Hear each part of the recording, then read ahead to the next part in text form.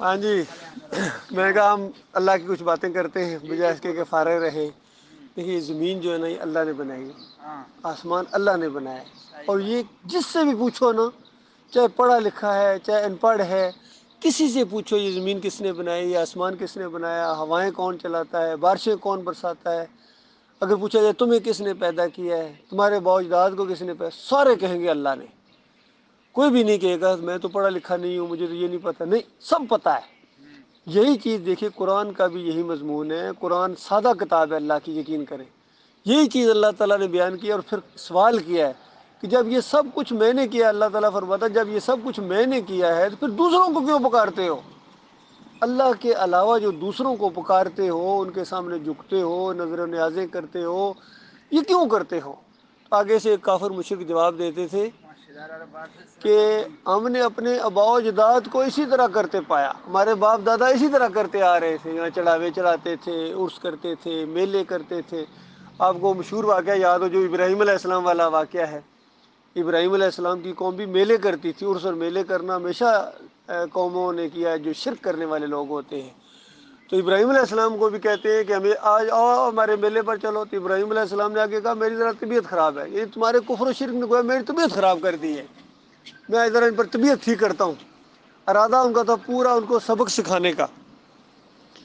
تو جب وہ قوم میلے پر چلی گئی تو ابراہیم علیہ السلام نے ہتھوڑا یا کلاڑا لے گئے نا، تو جتنے ان کے معبود تھے نا، کسی کو داتا کہتے تھے، کسی کو دستگیر کہتے تھے، کسی کو مشکل کشا جت روا کہتے تھے، کوئی اولادیں دیتا تھا، کوئی کھوٹی قسمت کھری کرتا تھا، جتنے سے ان کے سب کو پہلے جا کے کہا، ان کے سامنے کھانے رکھے ہوئے تھے انہوں نے، دیکھیں وہ بھی کھانے رکھتے تھے ان کے سامنے، جیسے آج ہمارے لوگ کوئی درباروں کے سامنے کوئی حلوہ رکھتے ہیں، کوئی شیرینی رکھتے ہیں، وہ بھی رکھتے تھے۔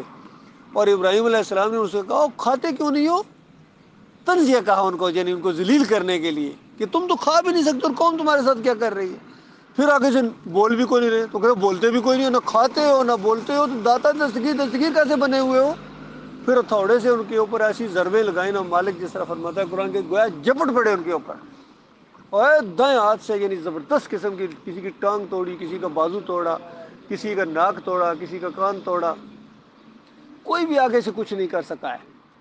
تو یہ تعلیم دی ہے ابراہیم علیہ السلام نے گویا اپنی قوم کو، اور پھر نبی صلی اللہ علیہ وآلہ وسلم کے ذریعے یہ واقعہ بیان کیا گیا ہے، نبی علیہ السلام کے ذریعے یہ واقعہ بیان کیا گیا کہ دیکھو آج اگر یہ شرک اور کفر تمہاری قوم کر رہی ہے تو پہلے بھی یہی کرتے تھے، اور دیکھیں آج بھی ہماری قوم اسی طرح کا شرک کر رہی ہے۔ دیکھیں اسی وجہ سے اللہ تعالیٰ کی رحمت روٹھی ہوئی ہے، اللہ تعالیٰ ناراض ہے، اور کیونکہ اس کو چھوڑ کر اس کے مجبور بندوں کو، اور پھر بھی مرنے کے بعد، حالانکہ زندگی میں بھی کوئی اس طرح کی طاقتیں نہیں رکھتا ہے جس طرح یہ آج مردوں کے اندر طاقتیں سمجھتے ہیں، مزاروں کے اندر، قبروں کے اندر باباؤں کو پکارتے ہیں، پھر کہتے ہیں یا اللہ ان کے وسیلے سے دے، ان کے صدقے سے دے، بے حرمت فلاں، بے حق فلاں، یعنی اللہ تعالیٰ کو پکارتے ہوئے پتہ نہیں ان کو کیوں یقین نہیں آتا ہے کہ اللہ تعالیٰ نے کہا بھی ہے، دیکھو قال ربکم ادعونی استجب لکم، تمہارا رب کہتا ہے مجھے پکارو میں تمہاری پکاروں کا جواب دیتا ہوں، یعنی فیصلہ صادر کرتا ہوں، میں تمہیں تمہاری بگڑی بناتا ہوں، تمہاری دعاؤں کو سنتا ہوں۔ کتنی جگہ قرآن میں یہ آیتیں ہیں قریب و مجیب، اللہ تعالیٰ قریب ہے، مجیب ہے، کتنا قریب ہے؟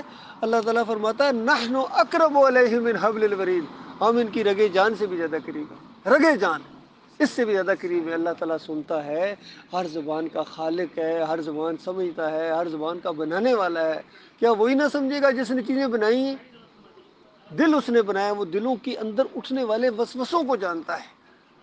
اس لیے ہمیں اللہ تعالیٰ کو پکارنا چاہیے، اور جو نہیں پکار رہے ہیں آج ہماری قوم، دیکھے کوئی یا علی مدد کہتا ہے، کوئی یا رسول مدد کہتا ہے، کوئی یا غوث مدد پکارے، پھر ان کے چڑھاوے چڑھاتے ہیں ان کو خوش کرنے کے لیے، کوئی 11ویں دے رہا ہے، کوئی 12ویں کے کیک کاٹ رہا ہے، کوئی 10 محرم کی سبیلیں لگا رہا ہے، کوئی کھچڑے پکار رہا ہے، کوئی تعویذ گنڈا پہنے ہوئے، سارے یہ جیتی چیزیں نا، یقین کریں یہ اللہ سے بھروسہ اٹھانے والی اور اللہ کے علاوہ دوسروں کی بندگی ہے، سب کچھ اللہ کرتا ہے، اللہ سے بغیر کچھ نہیں بالکل ہوتا، اللہ کے بغیر کچھ بھی نہیں ہوتا ہے۔ یہ تو دیکھو صرف کہنے کی باتیں نہیں ہیں، حقیقی یہ باتیں ہیں۔ تعویذ کا یا دوسرا کا یہ غلط بات غلط بات ہے، بالکل غلط بات ہے، شرک ہے۔ صرف اگر غلط بات ہوتی چلو غلطیاں تو اللہ معاف بھی کر دیتا ہے، شرک والی غلطی اللہ تعالیٰ کہتا ہے میں نے معاف ہی نہیں کرنی ہے، کیونکہ شرک اللہ کو گالی ہے۔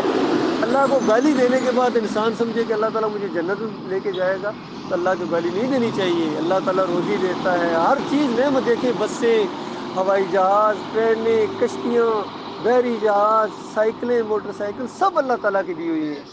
ہمیں اللہ تعالیٰ کا شکر ادا کرنا چاہیے.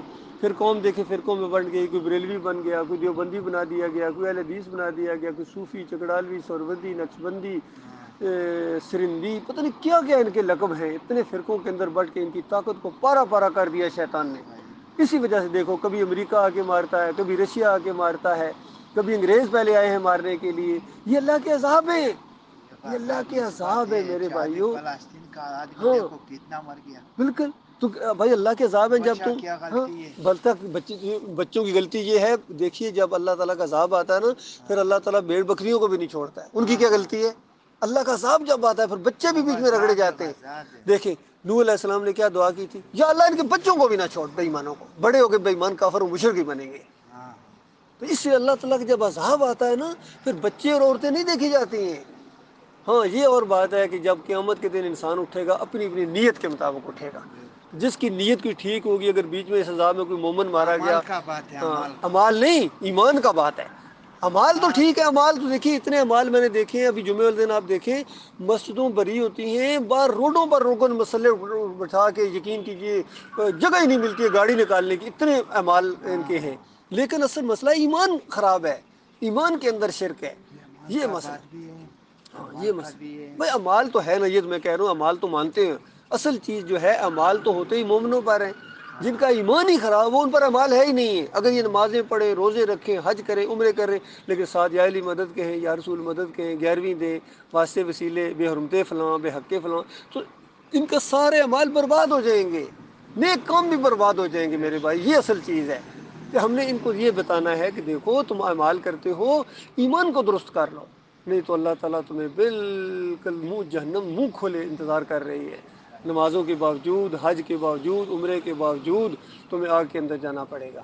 آج مسئلہ یہ ہے جتنی یہ جماعتیں کا تنظیمیں اسلامی ہوں، جماعتیں اسلامی ہوں، ہماری تبلیغی بھائی ہوں، کہیں نہ کہیں ان کے اندر شرکیہ واقعات ضرور ہے. کوئی نہ کوئی قصے کہانیاں ان کی کتابوں کے اندر موجود ہیں. ہمیں شرک سے مکمل توبہ کرنی ہے. ذرا برابر بھی ہمارے اندر شرک نہیں ہونا چاہیے میرے بھائیوں، یقین کریں. نہیں تو پھر جیسا جمہوریت کا ایک نظام ہے سارا، یہ کفر و شرک کے نظام ہے. یہ اللہ کا نظام نہیں ہے، یہ شرک ہے.